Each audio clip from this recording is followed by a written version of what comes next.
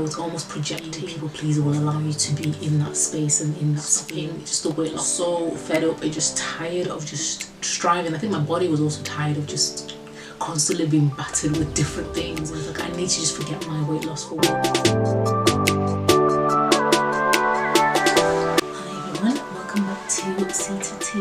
Hope you are doing well. So today I kind of wanted to dive in on regarding how we treat ourselves, how we perceive ourselves, and how that can affect a catalyst of other things and how other people treat us. On my TikTok, I have been discussing how we see ourselves in terms of our self-esteem. So an example is people pleasers. I definitely feel like I used to be a people pleaser. I would be a yes person, whether that was to avoid conflict, to avoid, being rejected, or feel like you want to be a part of it, so be accepted. Could have been any of those things, but I definitely found myself being a people pleaser from a very young age. I feel like there's a lot of things that probably had to do with me being like that, but we dive into that on my podcast. So yeah, we're diving into my podcast regarding that. If you want to do listen, I'll leave the link below. And I just felt like a lot of us, especially people that are people pleasers, we don't have boundaries, of course. So there's no boundary for ourselves. We don't prioritize ourselves. We're very giving to everyone else but ourselves. So we put ourselves last and everyone else is on a higher pedestal, and we think that's a good thing. I think with everything there's always a healthy medium. So two extremes are never good. So too much of something is still bad, and too little of something is still bad. So I do feel like being a people pleaser is not a bad thing at all, but it's just how you put it. So it's just how your level is. What level are you at in the people pleasing kind of sphere? Are you too much of that in terms of where you forget yourself and then everyone else is the main priority, and then you just feel burnout, and then you end up feeling resentment, because it does lead to resentment when you give, and then you feel like no one's giving back, but then you expect people will reciprocate that behavior, but not everyone is always going to give back the same as we give. So I think it's one thing you need to ask yourself is, what do I feel about myself? Do I love myself? Do I have low self-esteem? Do I have high self-esteem? Usually low self-esteem. Am I trying to just avoid conflict? Am I trying to fit in? Am I trying to be a part of something? And you feel like being a people pleaser will allow you to be in that space and in that sphere, in that environment. So for me, I kind of had to realise that I was people pleasing mainly to stop conflict, because I don't like conflict, but also I thought it was just I'm being nice, I'm just trying to be nice. And also I do feel for me it stemmed from the fact I didn't feel good enough about myself, so I felt like I was almost projecting how I wish I was treated towards others, which is kind of a good thing if you think about it. So I was feeling like, I wish someone could, show me love like this, or give me gifts like this, or let me give gifts as well like this, so then they can hopefully feel what I feel. And it's almost like I was living through the person, which is kind of doesn't make sense, but it's almost like I was happy if that person was able to just feel loved, cared for, listened to, heard, because I probably wasn't feeling those things within myself, which is not the worst thing, but it's bad for me, good for the person in terms of at least, they're getting that benefit from me, but for myself it wasn't really doing much good. So I guess for me, the guise of being nice and all that, it kind of blinded me to the fact that I was forgetting myself and I wasn't seeing myself in a great light. I did have low self-esteem, in terms of just low self-esteem. I just didn't think that I was worthy, I was enough. I was falling short. Just felt like I was always constantly falling short, and it felt like no matter how hard I work, it just doesn't seem to be nothing's happening. It felt like I always have to work that bit harder than everyone else, because other people it seems easy. But of course now I've grown up, I've realised that that's not the case. Even though it looks easy to other people on the outside, it's not always the case. They could be struggling, but they can just be showing off a guise of it's fine, it's great, but they're struggling as well. So now I understand that in terms of that, but I definitely like to get to a place of accepting who I was and being like, you know, I will have faults and things that are not perfect, but it's okay because, you know, I have God and He knows those imperfections, so why am I pretending like He doesn't see them, and why am I trying to hide them? Rather than just hiding from it, just acknowledge that it's there and it's okay, because I will grow, I'll continue to change and become a better person as I grow, rather than beat myself up so much that it got to a place, you know, you just don't see yourself in a great light. And obviously I think my self-esteem was also linked to my weight loss, my weight gain, should I say, my weight gain, and just being overweight and struggling with my weight for such a long time. Because if I can look back, I've been dieting since I was probably 14, 13, 14, probably younger.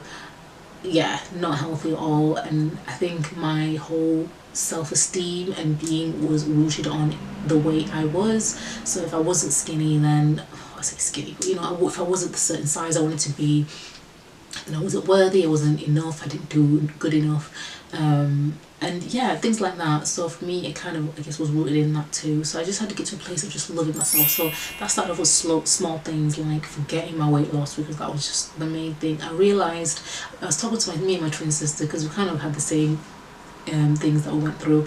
We literally were like, this is the in the past 2 years, 3 years, this is the first time I've not gone into the new year literally been like, the only thing I'm focusing on is weight loss. Because literally every year it would be weight loss, nothing else. Nothing career based, nothing personal character, kind of growing emotionally, healing, no, nothing. It was literally like, I'm going to lose as much weight as I can. It was get to the gym, starve myself. Oh, we're fasting at church, great, because it's even better because I'm not eating. Which is really bad to think that that was how I thought, in terms of like, oh, this is fasting, so it will allow me not to eat.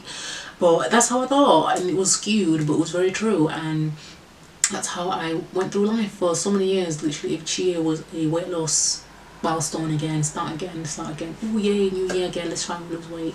So I had to get to a point where stopping just the weight loss thing, and hence why I went to Manjaro, because I had got to a point I was so fed up and just tired of just striving. I think my body was also tired of just constantly being battered with different things. I just got to a point where I was like, I need to just forget my weight loss for once, for a bit, and then I can continue. And yeah, I feel like this last year going to Manjaro helped me so much, just to not think about food, not to concentrate on my weight loss, but obviously just growing in strength, growing in, you know, just my habits in terms of like bedtime routine, morning routine, going for walks, going to the gym, having a PT, things that were obviously, I still feel like the PT was like for outward, but it was more for strength, and I wasn't thinking about food all the time. It was just the enjoyment of just not having to think like, I'm hungry. Okay, try withhold the hunger for longer than, you know, another 4 hours, because you don't want to eat again, because you've only got a certain number of calories, kind of thing. So that helped me so much. And also just doing the skincare, I went for massages, I went to spas, I tried new things, I went on holiday, just things that allow me to just be like, you deserve this and it's okay to have these, like you're not a bad person to want things and enjoy life. And I think those things just help me kind of catapult myself into like, you know what, I deserve this. And once I got to that stage, it allowed me to just have that inner confidence, start having more confidence, speak what I want to speak, be heard, because I feel like now people will treat me a lot more differently, because I illuminate a spirit of joy, peace, of kind of loving myself, of respecting myself. Because people unfortunately will just imitate what you show them. They will treat you how you tell them they should treat you. It's painful, but it's very true.